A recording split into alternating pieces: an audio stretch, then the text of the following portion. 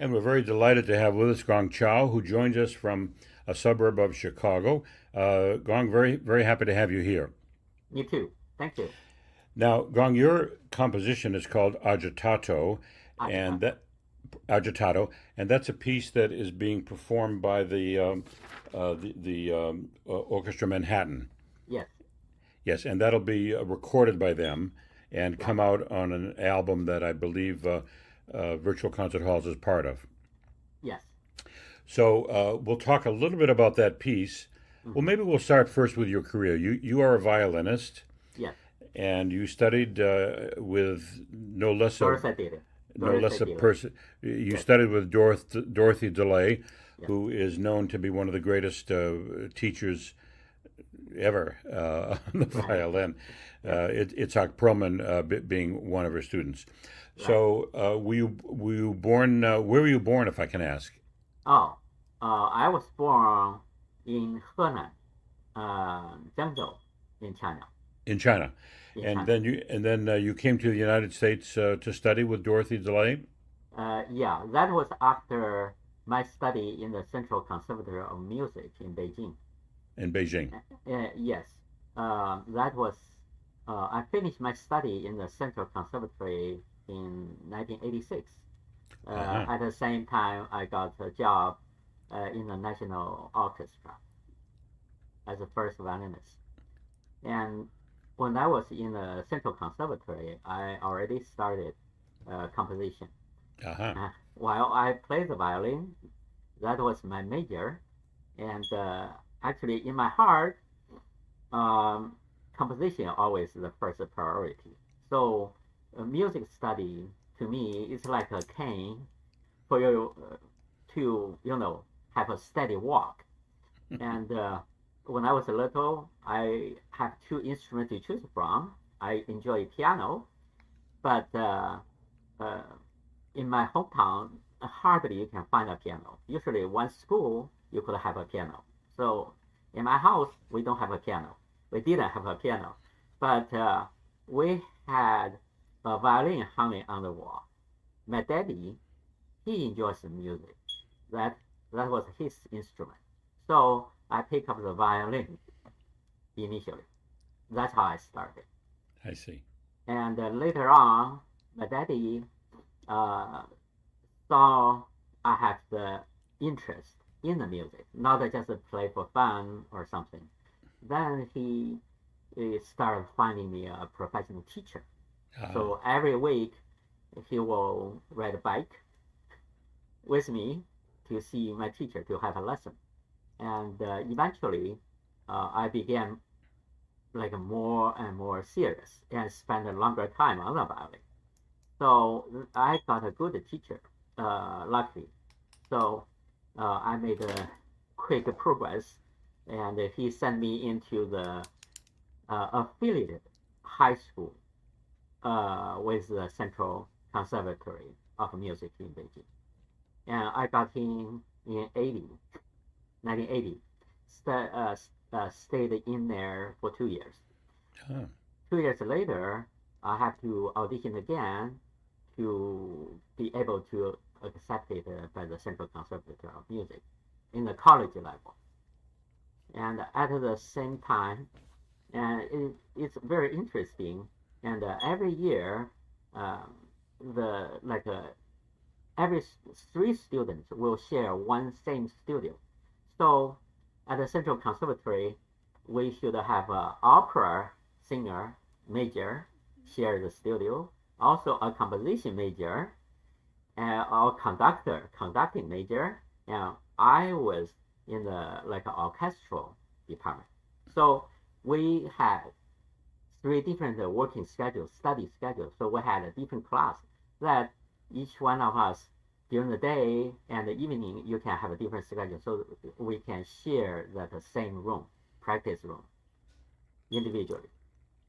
And one year, one of my college year, I shared the studio, with Tan Dun. Tandun. Tan Dun, yeah, he was just a composition major, and Right. yeah, so he had a lot of written scores, and some score he didn't like it. He put in the trash can, and so I experienced in that same year. We shared the same room, same studio for 1 year, but uh, in that year, he got a first prize for his composition ever in Germany. He wrote a string quartet and with modern languages, and he rehearsed all his music and like before send out that recording in the same studio. So all of this uh, gave me experience, first-hand experience, how how the new pieces was composed, and the somewhat I think that he followed like a Stravinsky's way, like a Firebird, and he used music to. He told me, and jokingly told me that music was from pre-civilization. There's no 7-note or 12-tone key. There's no key, so people just sing whatever they have in their mind. There's not something in tune or out of tune harmonic system, not at that piece because it's pre-civilization, and that piece got a first prize, and I still remember. It's so interesting. But my major at that time was violin. So what I did is I just learned everything. I had two great teachers. One is Yang Hongnian, another one is Yang Rouhuai. One taught me about the harmonic language. So I learned how to write the harmonic progression, like harmonic lessons. Professor Yang Rouhuai taught me about the structure of a composition, of a symphony, how the form, the development of a large work. Architecture, yeah. Architecture. And for composition itself, I refrained to find a teacher to teach me how to compose. I knew I have different ideas with the traditional way of teaching. So I just allowed me subconsciously, allow me the space to develop my own way of thinking about the sound, the logic between the colors and the structures, and how to use whatever the system, or Western scale system or Eastern pentatonic scales. At that time, I knew I enjoyed Debussy and Ravel, right? Also Schoenberg and Stravinsky. So it's very interesting. I didn't know what my language should be, but I knew I got to find my own language. Otherwise, I would just copy Beethoven, right? Everybody else. And the time I found my own language and all the logics is it's after I came to U.S. After 10 years, I came to U.S. One day I feel, just like a long sleeping period, you suddenly wake up in the music sounding world. Like all the sound, all the theories start suddenly make sense to my own thinking system. And that's when I started to compose. After I already, I taught at the Wright State University and Dayton University of Dayton. At that time, that's when I started composing. While I was playing the first violinist in the faculty quartet, do the performance with Dayton Philharmonic. So all of this is just coexisting. I started to compose. And now you've released 7 music albums, I'm told. Right. And those are available to listen to online, imagine, on Spotify and Amazon. Yes. And Apple Music. Yes, an apple. I'm very anxious to hear those. Now, tell us a bit about this composition, agitato. You held up the score a minute ago. Uh, Yes. so tell us what our listeners can look forward to if they hear that piece. Yes. This piece actually is very emotionally charged. I didn't realize. I was just pressing the key, and I was trying to think what the structure for this piece would be. And usually, like you serve the sea, you just touch the water and waiting for the big wave. And I started the first note. The note, actually the note, the synthesizer itself, drove my feeling and thought. That's how I composed that music. And I had a big major seventh chord, Hmm. huge crescendo. It feels like an eruption of a volcano. Mm. Mm, huge. It's a huge crescendo. It's not like a normal Beethoven crescendo. It should be like from starting, you can say piano, and immediately go to three forte, fortissimo, huge crescendo. The note itself will carry a lot of energy. And once I repeat it, and it's like an emotional wave and charge, Mm. wave after wave. And I started with the major seventh, but the like a whole phrase, will eventually uh, work out as a consonant. So you start dissonance, you end up in consonants. So um, like a music sentence after sentence, like music wave, and Mhm. wave after wave is moved along, and there's the whole structure is like we can think like A, B, A prime. Can you show us the score again? Yes. We'll show our viewers the score. Hold it up a little bit closer. There you go. Yeah, just there you have it. Yeah. So Yeah. there's, is that the major seventh chord at the beginning? Yes. I see. Wonderful. So it's called agitato, and can that be listened to online? Yes. So we just put in your name as a composer, and then agitato will be able to listen to it. Well, Right. I'm gonna do that as soon as we're done here. I'm very anxious to hear the piece, and I might ask you, you're in. What brings you to Chicago? Do you live in Chicago? Yes. I live in Chicago. Because my wife, I I taught at the University of Dayton, and my wife works with Senator Stevenson, and so I have to come. I come like I drove every weekend from Friday. I, I pack everything with kids into the van to drive to Chicago. And we Right. were living on the uh, Michigan Avenue, Oh, like really? where Roosevelt and Michigan. Right. And that tall building, we lived on the 18th floor, and just facing the lake.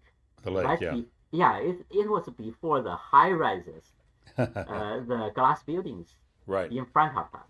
So every morning we could see, the sunrise, the clouds, Uh-huh. and on the first on the first night, I remember I lived in that apartment, and I worked out the three pieces on my synthesizer.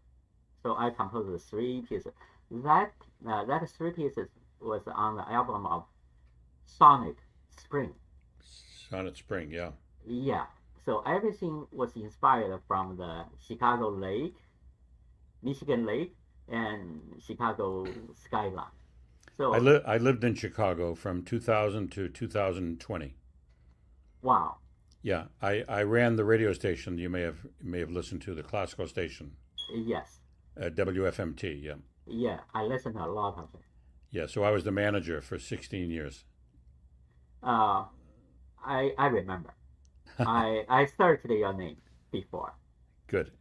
Yes. Well, it's been wonderful to talk with you. I wish you a wonderful luck with your future compositions, and I know we're very much looking forward to hearing agitato. I'm going to go try to find it right now on Sure. one of If the I online may, I services. can offer you a little more about the structure. The major sevenths later on also minor seconds. Oh. Like after the violin solo, during the second part of the violin solo, when the orchestra comes back in, and they have the minor seconds. Yeah. So major sevenths, minor seconds, it was just one octave. I say yes. Yeah. Yeah. And when people go to listen to the album, they cannot hear this piece with the violin solos. Only the piece that Orchestra Manhattan produced was the most recent version, Mm-hmm. which has the violin solo. Actually, the violin solo is a more it's more like a detailized emotional presentation about that alt verse. Interesting. So, yeah. Well, we'll look forward to hearing it, and I thank you for taking time to talk with us. We'll look forward to hearing it and seeing this interview. Very happy to talk to you. Very nice to talk with you. Thank you. It's my honor. Mine too. Thank you. Hi, Maestro Rowe. Hello, Nice to Gong meet you. Qian. A Nice to meet delight. you.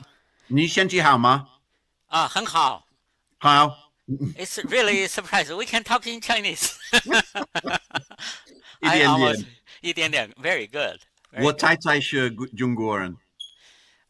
中国人我太太是中国人。哦，你太太是中国人。对。Wow. Wonderful. Congratulations. That's about the limit of my language. But a pleasure to meet you. My pleasure too. And I'm really looking forward to working on this piece of music. And I think I don't want to waste your time, so why don't you just talk to me a little about the inspiration of this work? And what were you thinking when you wanted to write the piece? This piece, actually, the music, we don't get the score. We got the sound first. I work on the working station. So when I have the mood and I have the sound in my mind, I would work on the synthesizer. So I basically just work out all the sounds based on that moment of emotions, create this piece. Later on, after quite some days, and me and my wife, we discussed, what a title we should put on with this music. And you can feel the agitation, a lot of emotions. I would think somewhat, like today, I try to define what type of mood we should relate to, not just agitato. You could think of like a Brahms' First Symphony, like that kind of tension. But for this one, it's more melodic. We don't have too many like spazzatos and accents. It's like a and should be with the crescendo. We should augment that, like from we don't want the accent, but we start from something very gentle, but we immediately make a crescendo, a lot of vibratos. So it's like I'm trying to think about like so waves of sound. Wave of sound. Big kind wave. Of, it's as the Germans call it, kind of Klangfarben melody a little. It's using colors as almost like thematic material. Yes. You got that right on the point. Yeah. And the interval, the first note, and it's a major seventh. It's not just a seventh, it's a major seventh. Yeah. It's like it has a full potential to expand. So create that kind of tension. then immediately we get the resolve. So from dissonant to somewhat consonant.